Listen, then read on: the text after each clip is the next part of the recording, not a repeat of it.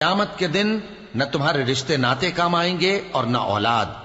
اس روز وہی تم میں فیصلہ کرے گا اور جو کچھ تم کرتے ہو اللہ اس کو دیکھتا ہے. مسلمانوں، تمہیں ابراہیم اور ان کے رفقا کی نیک سیرت کو اپنانا ضروری ہے.